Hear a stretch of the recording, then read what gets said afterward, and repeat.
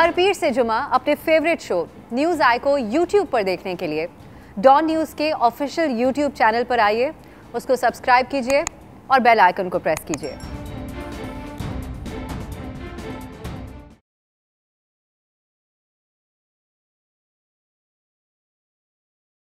अस्सलामुअलैकुम, मैं हूं अफसा कोमल। नाजरीन, इस वक्त मुल्क भर की जो सहाफ़ती तंजीमें हैं और मीडिया मालिकान हैं वो सरापा एहतजाज हैं इस हुकूमत के ऐलान करदा मीडिया डेवलपमेंट अथॉरिटी के क़याम पर।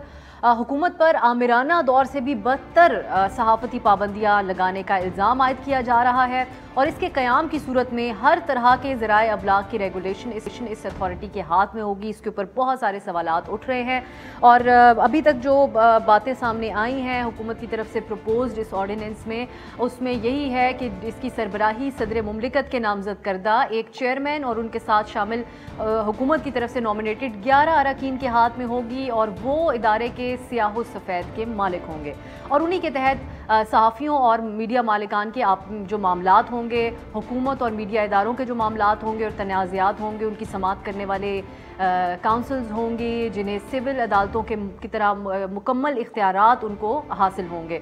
इन काउंसिल्स के फ़ैसलों के ख़िलाफ़ मुतासिरा फ़रीक अथॉरिटी ही के फेडरल ट्रिब्यूनल में अपील कर सकेगा।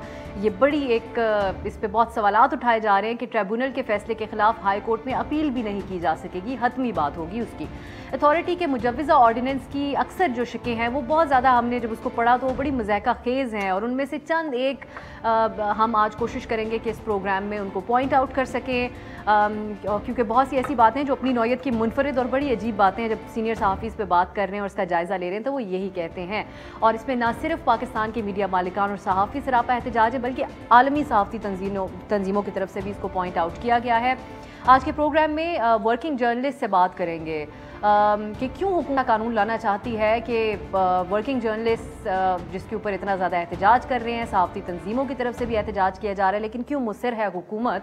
और कोशिश करेंगे उनका मौक़िफ़ भी जाने जिन्होंने PFUJ की एक ग्रुप ने जाके फवाद चौधरी साहब से मुलाकात की और फवाद चौधरी साहब ने अपने ट्विटर पैगाम के ज़रिए ये शो किया कि जैसे सहाफ़ती तंजीमें एतमाद में ले लिया गया है उनको, इसके हवाले से। मेरे साथ इस प्रोग्राम में आज के शामिल हैं साबिक secretary general PFUJ Fauzia Shahi साहिबा स्टूडियो में है, बहुत शुक्रिया आपका।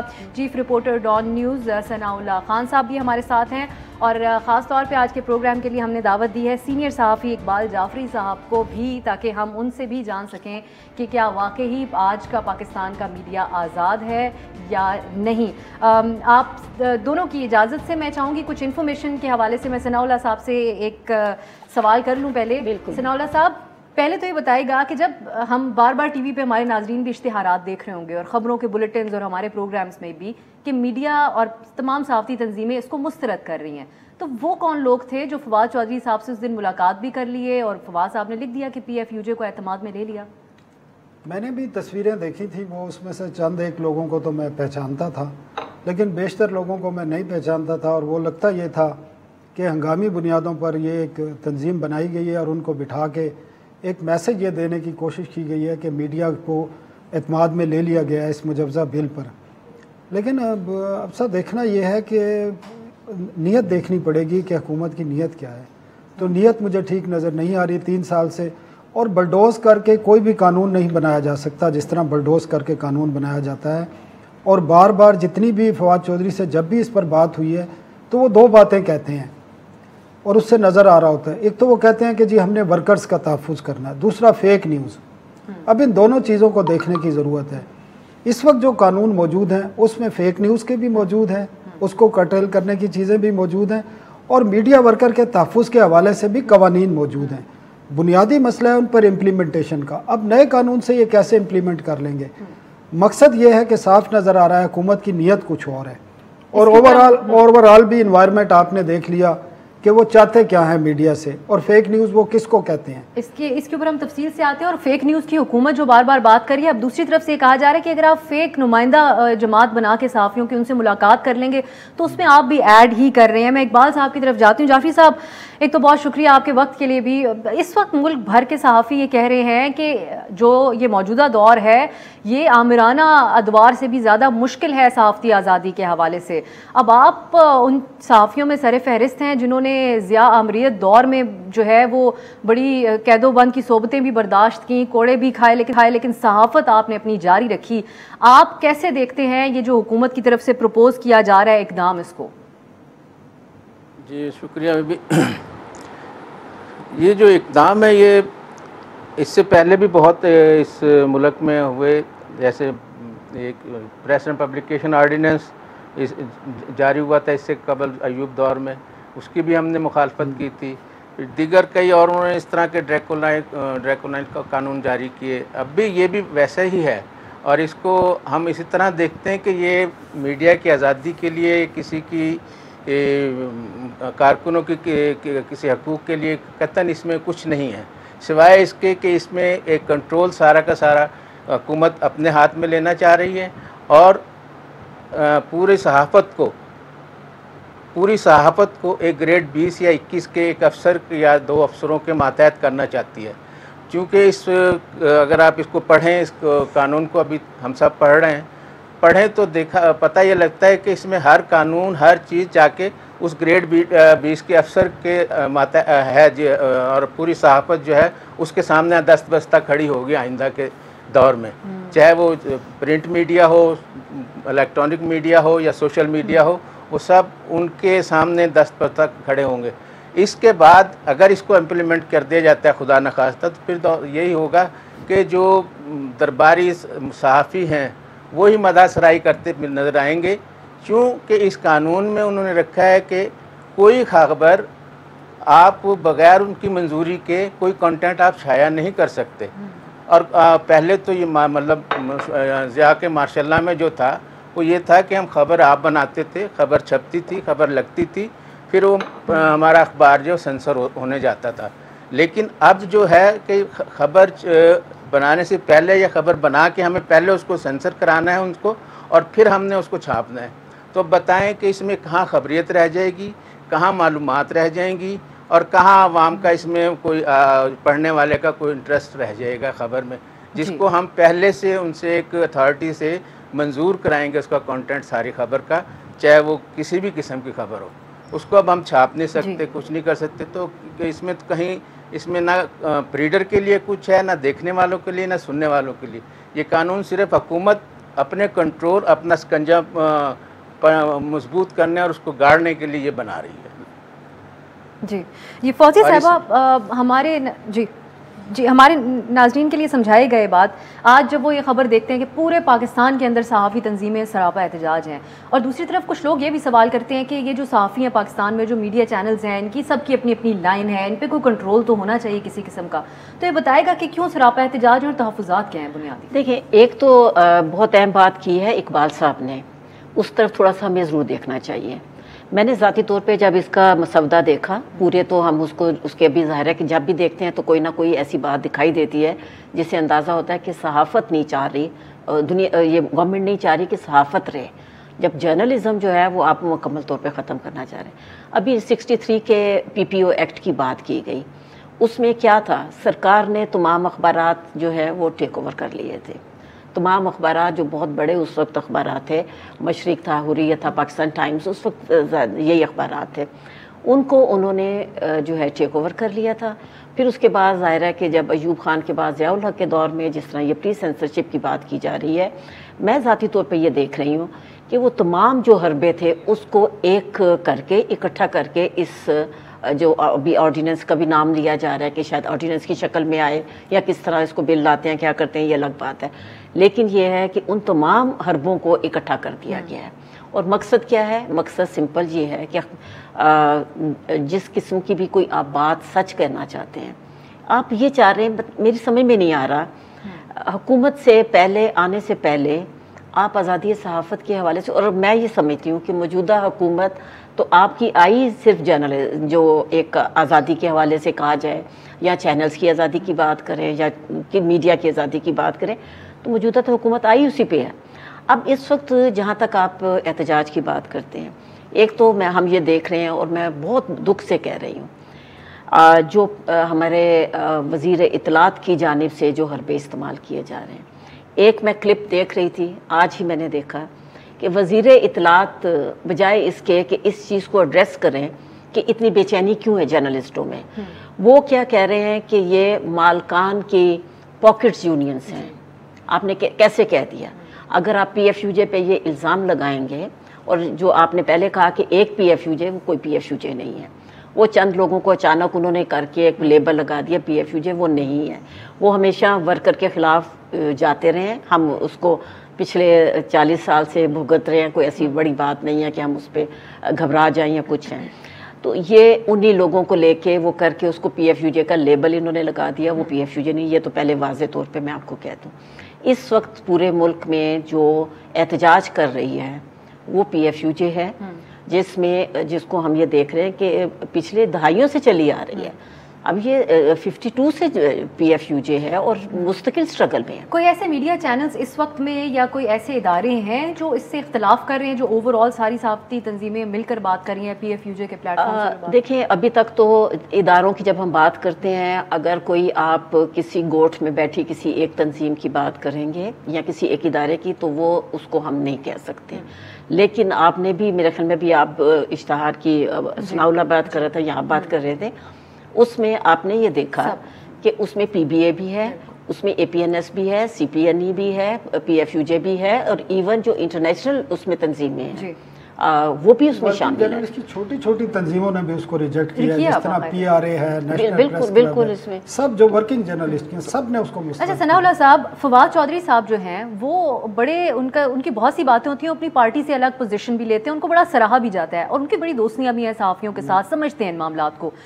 उनकी क्या वजह है कि वो इस बात को समझ ही नहीं पा रहे कि पूरा कंट्रोल, पूरा सहाफ़ती सिस्टम का कंट्रोल मुल्क भर का एक हुकूमत के एक अफसर को नहीं पकड़ाया जा सकता और किसी भी वक्त की मौजूदा हुकूमत को नहीं दिया जा सकता। वो कम अज़ कम एड्रेस भी क्यों नहीं कर रहे इस इशू को? आपने, हमारे एक सीनियर जर्नलिस्ट हैं जो आजकल TV चैनल से बाहर हैं, उनकी एक क्लिप देखा होगा जिसमें वो कह रहे थे कि प्राइम मिनिस्टर बेख्तियार है। तो इशू ये है कि मैंने जो आपको बात की, जब इतनी जल्दी की जा रही है, को हर चीज़ बलडोज करने की कोशिश की जा रही है, तो इस बात को तो समझ लें कि डेमोक्रेटिक लोग इसके पीछे नहीं हैं और कहाँ से ये कानून बनते हैं और क्यों बलडोज किए जा रहे हैं, ये भी आपको भी पता है, हमें भी पता है, हम डायरेक्ट नाम नहीं ले सकते। तो उसमें फिर एक फ्रस्ट्रेशन भी नज़र आती है, मिनिस्टर्स की भी नज़र आएगी। सो एंड सो कैबिनेट को भी पहली मरतबा जो लास्ट ट्यूसडे गुजरा है, इस पर ब्रीफिंग दी गई है और वहाँ पर कई लोगों ने एतराज़ात उठाए हैं, जिसके बाद प्राइम मिनिस्टर ने कहा कि इस पर मज़ीद कंसल्टेशन की जाए, जिसके बाद प्रेस कॉन्फ्रेंस की फवाद ने, और उसमें कहा कि 2 बातें मैं छोड़ के हर बात पे कंसल्टेशन करने के लिए तैयार हूँ। एक तो मीडिया वर्कर के तहफ़्फ़ुज़ की, वो सो कॉल्ड किस्म की बात करते हैं, और एक फ़ेक न्यूज़ की, वो भी एक सो कॉल्ड किस्म की। हर वो फेक न्यूज़ है आजकल जो सच बात करता है, और MP1 और MP2 में रखे गए लोग फिर उनको गालियाँ दिलाते हैं जो सच्ची बात करते हैं, उनको फिर फेक न्यूज़ कहते हैं। ये फेक न्यूज़ है इनके ख्याल में।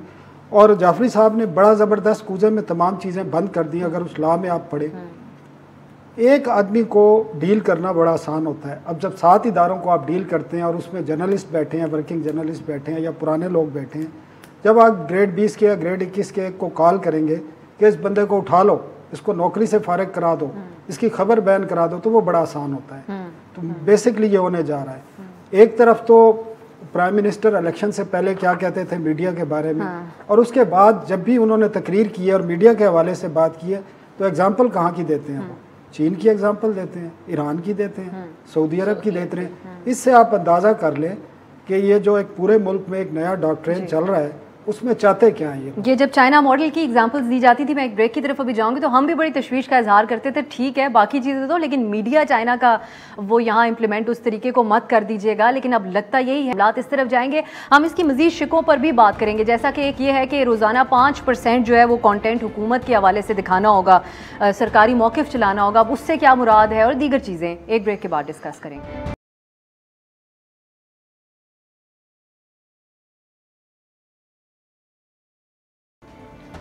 ब्रेक के बाद खुश आमदीद। आज के प्रोग्राम में हम बात कर रहे हैं पाकिस्तान मीडिया डेवलपमेंट अथॉरिटी का जो कानून ये हुकूमत लेके आना चाह रही है और उसके ऊपर जो पाकिस्तान भर में सहाफ़ती तंजीमें उसको रिजेक्ट कर रही हैं, ड्रैकोनियन कह रही हैं और रिजेक्ट कर रही हैं, इसी पे हम बात कर रहे हैं। और मेरे साथ फौजिया शाहिद साहिबा, सनाउल्लाह खान साहब और इकबाल जाफरी साहब प्रोग्राम में मौजूद हैं।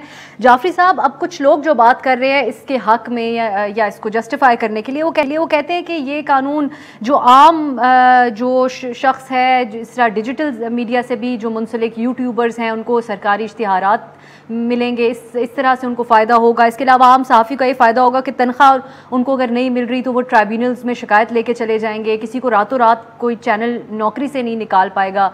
तो ये उनका प्राइमरी फोकस है। तो आपको कहीं आम सहाफ़ी का फ़ायदा इसमें नज़र आता है, इस ऑर्डिनेंस के जो शिकें हैं उसमें? देखें कोमल, मैंने जो जितना अभी तक पढ़ा है, इसको पढ़ सका हूँ ऑर्डिनेंस को कि चंद शिकें, उसमें तो मुझे ऐसा कुछ नज़र नहीं आता, सिवाय इसके कि हर चीज़ के साथ जो जवाब दे उस 20 ग्रेड का अफसर के सामने उसको जवाबदेह किया गया है। मैं आपको बताऊं 2017 में भी एक प्रेस काउंसिल हमारा बनी थी PFUJ, APNS और CPNE की और हुकूमत की कोशिशों से। उसका मकसद इन सारे मकासद का हसूल था। वो बड़ा ही एक अच्छा इदारा है, उसको इन्होंने डंप का किया हुआ है आजकल। तो 2017 में उसको उन्होंने ये प्रिंट मीडिया रेगुलेटर अथॉरिटी बनाने की कोशिश की थी नवाज शरीफ साहब के दौर में, लेकिन PFUJ की रेजिस्टेंस पे वो फिर बनाया नहीं जा सका। वो हालांकि इदारा बहुत अच्छा इदारा है, उसमें सबका कंसेंसस भी है, APNS का कंसेंसस भी है, CPNE का भी है, PFUJ का भी कंसेंसस है, उसमें सबको इक्वल नुमाइंदगी भी उसमें मिली हुई है। अगर उसको फ़ाल किया जाता है, उसको बेहतर किया जाता है, उसको इख्तियारात दे के उसको एक्टिव किया जाता है, तो वो उससे मेरा ख्याल आप ज़्यादा बेहतर नताइज हासिल कर सकते हैं। उसका चेयरमैन एक जज, रिटायर्ड जज जो है कम अज़ कम, या जज बनने के काबिल बंदे को उसका किया गया।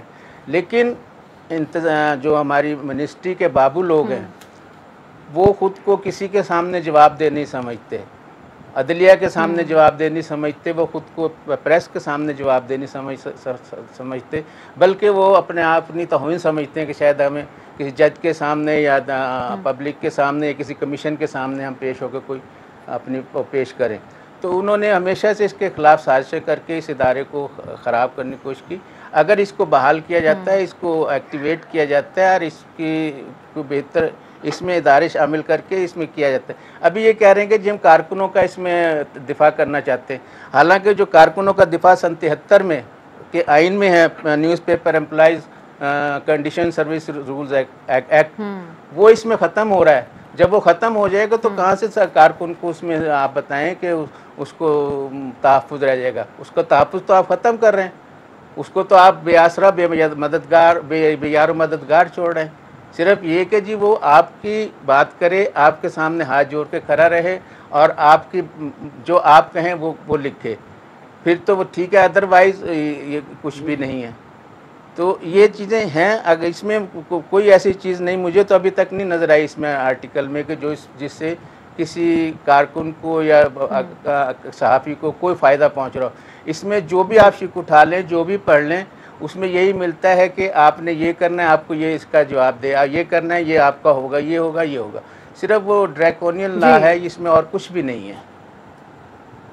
अगर आप कहें तो मैं एक आध इसकी शिकें आपको पढ़ के थोड़ा सा मैं सुना देता हूँ, अगर आप कहें तो। देखें, एक है कि वफाकी हुकूमत जब ज़रूरी समझेगी पॉलिसी मैटर्स पर अथॉरिटी को हदायत दे सकेगी और अथॉरिटी इन हदायत की पाबंद होगी। अथॉरिटी की तरफ से किसी इख्तलाफ या सवाल की सूरत में वफाकी हुकूमत का फैसला हतमी होगा। फिर ये तो वही बात है कि परनाला उत्थे ही वगना है, मतलब तुसी जो मर्जी कह लो, तुसी जो मर्जी कर लो, परनाला उत्थे ही वगना है। मतलब ये आप ये देख लें कि इसमें कहाँ से इसमें किसी की बात रह गई कि फेक न्यूज़ की एक बात कर रहे हैं कि फेक न्यूज़ को करना चाहते हैं आप। कल का मिनिस्टर साहब की कॉन्फ्रेंस और उनकी मुलाकात देख लें, वो कैसे फेक लोगों के साथ मिलके बैठे हुए और फेक न्यूज़ जारी कर रहे हैं। तो फिर ये किस तरह फेक न्यूज़ को काउंटर करेंगे और उसको रोकेंगे? और इनका ये मकसद भी नहीं है बिल्कुल। इनका मकसद तो यही है कि फेक न्यूज़ फैलाना और फेक न्यूज़ को प्रमोट करना। तो इसलिए ये इसका जो PFUJ इसको इसीलिए मुखालफत कर रही है कि ये किसी तरह भी आमिल सहाफ़ी के और सहाफ़ियों के लिए हक में नहीं है। और इवन जब आप कंटेंट में से निकाल दें, कंटेंट में से स्पार्क निकाल देंगे तो फिर रीडर के लिए भी कुछ नहीं रह जाएगा इसमें। बिल्कुल यकीनन, ये आपने बड़ी अहम बातें की हैं। मेरे साथ इस वक्त मज़हर इकबाल साहब मौजूद हैं जो उन लोग सदर हैं PFUJ प्रोफेशनल के, जिनकी मुलाकात हुई फवाद चौधरी से, और उनसे हम पूछ लेते हैं क्योंकि अब बड़ी बातें हो रही हैं, आप लोगों ने फेक PFUJ तक कह दिया है। तो मज़हर साहब, एक तो वेलकम कहूँगी आपको प्रोग्राम में। सबसे पहले मैं आपसे ये जानना चाहूँगी कि आप लोगों ने क्या तमाम सहाफ़ियों को रिप्रेजेंट किया? फवाद चौधरी साहब से जो आपकी मुलाकात हुई उसमें बड़े सवालात उठाए जा रहे हैं और यहाँ तक कि आप लोगों को फेक PFUJ तक कहा जा रहा है। जी बहुत शुक्रिया जी। सबसे पहले तो आपने मुझे मौका दिया अपने प्रोग्राम में, और हमारे एक साथी जर्नलिस्ट जो यहाँ पे बैठे हैं अभी थोड़ी देर पहले कह रहे थे कि इन्होंने फेक न्यूज की बात की है। मैं समझता हूँ फेक न्यूज का सबसे बड़ा अमली सबूत ये है कि इन्होंने अभी फेक न्यूज की बात की, जो कि फवाद चौधरी के साथ मिलने वाले वक्त को इन्होंने कहा कि वो फेक जर्नलिस्ट है। इनको ये पता ही नहीं है कि मैं इस शहर में Pakistan Rawalpindi Islamabad union of journalist का 2 साल प्रेसिडेंट रहा हूँ, और जब हमारी हलफ बर्दारी हो रही थी तो उस वक्त की वजीर इत्तलात मोहतरमा मरियम औरंगजेब जो है वो हमारी तकरीब में मौजूद थी। मेरे दाएं हाथ पे सीनियर तरीन जर्नलिस्ट सऊद साहब बैठे हुए थे, बाएं हाथ पे हाजी मोहम्मद नवाज रजा बैठे हुए थे जो कि आज भी PFUJ दस्तूर के प्रेसिडेंट है। तो मेरे ख्याल में हमें अपनी जुबानों को लगाम देनी चाहिए और इंफॉर्मेशन की बेस पे बात करनी चाहिए। और जहाँ तक आपने कहा कि आपने सारे साथियों की नुमाइंदगी की है, मैं समझता हूँ इस वक्त पाकिस्तान के वजीर आजम है इमरान खान, इनकी जमात भी मैं समझता हूँ पूरे पाकिस्तान के अवाम की नुमाइंदगी नहीं करती। हमने सहाफियों की वहाँ पे नुमाइंदगी की है। मैं ये नहीं कह सकता कि सारे सहाफियों की नुमाइंदगी की है। और ये क्या प्रोपेगेंडा कर रहे हैं? मज़हर साहब, इसको बुनियाद बना के फवाद साहब ने ट्वीट की है कि हमने एतमाद में ले लिया PFUJ को, जबकि PFUJ के प्रेसिडेंट शहजादा जुल्फ़िकार साहब, नासिर जैदी साहब, ये लोग बड़ा वाज़े तौर पर बात कह चुके हैं कि इसको हम रिजेक्ट करते हैं। आप खुद भी देख रहे होंगे TV चैनल्स के ऊपर इश्तिहारात चल रहे हैं। आप हमें साथ ये भी बता दीजिए कि क्या आपको ये जो हुकूमत की तरफ से तजावीज़ इसके अंदर दी गई हैं इसमें किसी पे एतराज़ नहीं है? आपने बड़ा लंबा सवाल किया है, मुझे पूरा मौका दीजिएगा। शहजादा जुल्फ़िकार साहब PFUJ के प्रेसिडेंट हैं, मैं उनके मैंडेट का एहतराम करता हूँ और ये तवक्को करता हूँ कि वो भी हमारे मैंडेट का एहतराम करें। कल ये जो तलत हुसैन ने वीलॉग किया है और इसमें कहा है कि पाकिस्तान में एक ही PFUJ है, ये कैसे हो सकता है? अगर उसका ये मंतक मान लिया जाए तो फिर तो पाकिस्तान में सिर्फ एक पॉलिटिकल पार्टी होनी चाहिए। पाकिस्तान में 8 से 10 PFUJ काम कर रही हैं और तमाम लोग जो है वो अपने अपने नजरिए के मुताबिक साथियों के लिए काम कर रही हैं। हम उनके मैंडेट को तस्लीम करते हैं। आपने कहा कि टेलीविजन के ऊपर इश्तारात चल रहे हैं। जी, हम कंपटीशन कमीशन में जा रहे हैं इस मामले में। अच्छा। आपके इल्म में होगा, आप एक बाखबर जर्नलिस्ट हैं, आप पढ़ी लिखी हैं, आप बाशऊर जर्नलिस्ट हैं। हम इसके ऊपर जो कंपटीशन कमीशन है उसमें जा रहे हैं कि किसी भी मीडिया के ऊपर अवाम को गुमराह करने का जो मवाद है वो नशर नहीं किया जा सकता। और इसमें कहा जा रहा है इस्तार में कि मज़हर साहब, मुझे मुख्तसर ब्रेक लेनी है, मैं आपके मजीद ख्यालात भी जानना चाहती हूँ क्योंकि अब जो आप बात कर रहे हैं इस पर हम मजीद डिस्कशन करना चाहेंगे। ये मुकम्मल हो जाए, ये मतलब अगर कहें तो ये मुकम्मल हो जाए कि उन्होंने कहा कि तमाम सहाफ़ी तंजीमों ने इसको मुस्तरद कर दिया, जबकि हम यहाँ पे PFUJ प्रोफेशनल मौजूद है, हमने इसको मुस्तरद नहीं किया, बल्कि हम कह रहे हैं कि इसके ऊपर बातचीत होनी चाहिए।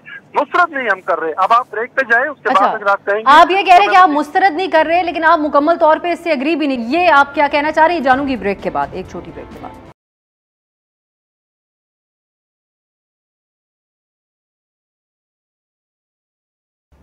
ब्रेक के बाद खुश आमदीद। आज के प्रोग्राम में बात हो रही है हुकूमत की तरफ से ऐलान करदा पाकिस्तान मीडिया डेवलपमेंट अथॉरिटी के मामले पर, और हमारे साथ मौजूद हैं सीनियर सहाफ़ी इस पे बात करने के लिए। ब्रेक से पहले हम बात कर रहे थे मज़हर इकबाल साहब से, जिनकी मुलाकात हुई थी PFUJ की तरफ से। एक जो ग्रुप की मुलाकात हुई थी कुछ सहाफ़ियों के, फवाद चौधरी साहब से। तो अब फौजिया साहिबा, मज़हर साहब ने एक नया पेंडोरास बॉक्स खोल दिया। उन्होंने कहा वो तो एहतजाज कर रहे हैं इस बात पर कि सिर्फ ये PFUJ नुमाइंदगी नहीं करती पूरे मुल्क के सहाफ़ियों की, बल्कि वो भी नुमाइंदगी करते हुए गए थे और वो मुस्तरद नहीं करते इसको। देखिए, एक तो बात यह है कि मज़हर ने जो बात की है और जिस अपने एक ग्रुप की या वो बात कर रहे हैं, अब तो वो ख़ुद भी उस ग्रुप में नहीं है, क्योंकि अभी उन्होंने नाम लिए 2 जर्नलिस्टों के और अब वो उनके साथ नहीं है। एक उन्होंने अपना एक सोलो फ्लाइट शुरू कर दी हुई है। अब मज़हर मेरे ख़्याल में उसको ठीक है, एक तवील अरसा हो चुका है जर्नलिज़म में, और ये कोई बात नहीं है कि वो जर्नलिस्ट नहीं है, जो साफ़ बात है। लेकिन ये है कि इस मौके पे जब ये एक इज्तिमाई बात होती है तो होता यही है कि आप जर्नलिस्ट मिल के बैठते हैं, सरकार के पास जाके नहीं बैठते। हम तो उसको कभी भी जो है PFUJ का ये वतीरा नहीं रहा कि वो सरकार के साथ बैठ जाए और वर्कर के खिलाफ कोई भी किसी किस्म की कोई एक एक्टिविटी हो रही है, कानून बन रहा है, तो आप उसके साथ बैठ के कोई ना कोई बातचीत करने लग जाए। जहाँ तक PFUJ का ताल्लुक है, जो हम 1952 में जो बनाई गई, जो ज़ाहिर के 70 वर्ष हो चुके हैं, 70 उसको हम उस पर जो कायम है और वही स्ट्रगल करती रही है। चाहे उसमें हम बरना साहब की बात करते हैं, चाहे उसमें हम उस्मानी साहब की बात करते हैं, हमारी एक तवील जो है जद्दोजहद है और उसी को लेके हम आगे चल रहे हैं। तो अब ये है कि अगर आप कोई अपने, मुझे अफसोस से कहना पड़ता है, मुझे कोई खुशी नहीं होती कि छोटे छोटे मफादात के लिए ये क्यों बना लेते हैं ग्रुप्स। ये मैं कभी भी जो है इस चीज़ को, जहाँ एक इज्तिमाई मसला होता है, जर्नलिस्ट का ये इज्तिमाई मसला है, ये जर्नलिस्ट के साथ साथ जर्नलिज्म का भी एक मसला है कि आप जर्नलिज्म को ही लपेट रहे हैं, आप उसको जर्नलिज्म को ख़त्म करने की कोशिश कर रहे हैं। और एक हुक्मनामे के तहत, वो भी एक 21-22 ग्रेड के ऑफिसर के हुक्म पे, तो आप उसके अंडर जो है कि क्या जर्नलिस्ट कभी किसी ऑफिसर के अंडर काम कर सकता है? जी, मैं मज़र साहब से पूछ रही हूँ और फिर मैं इकबाल साहब का भी कमेंट इस पे लूँगी। मज़र साहब, अब ये बात आपने सुन ली है फौजिया साहिबा की भी कि अगर सहाफ़ियों से मुताल्लिक़ मामला है तो पहले सहाफ़ियों के साथ बैठते, आप लोग डायरेक्ट जाके हुकूमत के साथ बैठ गए और उसको वो लोग अपनी एक कामयाबी के तौर पर दिखाने लगे। दूसरा मेरा सवाल ये होगा कि किन बुनियादों पर आप इसको मुस्तरद नहीं करते? क्या आपको लगता है कि ठीक है इसमें सहाफ़ियों के लिए? जी, बड़ी ज़बरदस्त बात की आपने। फौजिया कह रही है कि हमें हुकूमत के साथ नहीं बैठना चाहिए, आपस में बैठना चाहिए। दो बातें इसमें। पहली बात यह है कि जब एक PFUJ ये कहती है कि मुल्क में है ही एक PFUJ, बाकी लोगों को तस्लीम नहीं करती, वो कहते हैं we have the right to survive but the whole nation should die, तो उनके साथ कैसे बैठा जा सकता है? और फिर क्या फौजिया शायद मुझे ये जमानत दे सकती है कि मैं आज गवर्नमेंट के साथ बैठा हूँ और गवर्नमेंट को हमने मुतालबात पेश किए हैं, तो कल को इनकी PFUJ है ये नहीं बैठेगी गवर्नमेंट के साथ? क्या ये मुझे गारंटी कर सकती है? Definitely they are looking the invitation from the ministry of information कि हम उनके साथ बैठे और बात करें। आपको गवर्नमेंट के साथ बैठना पड़ेगा बात करने के लिए। आपने कहा किस वजह से हम इसको सपोर्ट कर रहे हैं। देखें, हम कोई स्ट्रॉन्ग हेडेड लोग नहीं है, हमको तालिबान नहीं है, हम मुज़ाकरात पे यकीन रखते हैं। हमारा 2 नुकाती एजेंडा है। हम कहते हैं सारा जो पाकिस्तान मीडिया डेवलपमेंट अथॉरिटी का बिल है इसको चेंज कर दें, जौन सी मर्जी PFUJ के साथ बैठ के चेंज कर दें। 2 चीजें हम कहते हैं रहे, एक नजरिया पाकिस्तान का तहफ़्फ़ुज़ यकीनी बनाए और दूसरी चीज सबसे इससे भी ज्यादा इम्पोर्टेंट ये है कि जो कारकुनों का तहफ़्फ़ुज़ है। मोहतरमा, बात यह है कि मैं पिछले 7 साल से जर्नलिस्टों की पॉलिटिक्स कर रहा हूँ। 10 साल से हो रहा है कि लोग अपने केसेस कोर्ट्स में लेके बैठे हैं, कोई सुनवाई नहीं हो रही। पहली दफा पाकिस्तान मीडिया डेवलपमेंट अथॉरिटी के नीचे एक कंप्लेंट कमीशन बनने जा रहा है जो हमारी कंप्लेंट सुनेगा और फिर ट्राइब्यूनल्स को भेजेगा और 21 दिन के अंदर अंदर जो ट्राइब्यूनल्स हैं वो फैसले करेंगे और मालकान को जो है वो जुर्माने हो सकेंगे 10 करोड़ से 25 करोड़ रुपए तक। और यही बात मालकान के पेट में मरोड़ उठ रहे हैं और उन्होंने बकौल हमारे ख्याल के मुताबिक फौजिया शायद की PFUJ के कुछ लोगों को परचेज कर लिया मालकान ने कि आप हर सूरत में ये आप बड़ा इल्जाम लगा रहे हैं बराह रास्त। जी, मैं तो इसको ऑन भी कर रहा हूँ। हम कह रहे हैं, मुझे ये तो बताएं आप, पता चल रहा है कि कौन बैठा है जाके। मैम मेरी बात सुने, हम ये कह रहे हैं कि ये पाकिस्तान मीडिया डेवलपमेंट अथॉरिटी की जो तकलीफ है वो मीडिया मालकान को है, मेरे लोगों को। देखें, एक और बात है, 18,000 लोग जो है वो मीडिया से निकल चुके हैं। ये अपने पोस्टर के ऊपर 4 लोगों की तस्वीर लगा के कहते हैं इनको बहाल करो, हम इनकी बहाली, ये मिसिंग पर्सन। वो बातें तो मज़र साहब आपकी ठीक है, लेकिन मेरे पास और भी बहुत सारे मामलात हैं। मैं चाहूँगी आप हमारे साथ ही रहें और मैं एक ब्रेक की तरफ जाऊँगी। मैं फिर एक पर आपसे नुक्ते पे पूछूंगी आपसे कि क्या आपको ये कबूल है एक सहाफ़ी के एतबार से कि रोज़ाना 5% हुकूमत के हक़ में आप मवाद चलाएं, फिर उसके अलावा किस किस के ऊपर तनकीद नहीं हो सकती, कौन किन बुनियादों के ऊपर यूट्यूबर्स को जो है वो रजिस्ट्रेशन करेगा उनकी, ये क्या होगा सारा कुछ? ये तो बड़े सारे सवालात हैं। आप इतनी आसानी से कह रहे हैं कि आप इसको मुस्तरद नहीं करते, ये थोड़ी हैरत की बात है। एक ब्रेक के बाद बात करते हैं।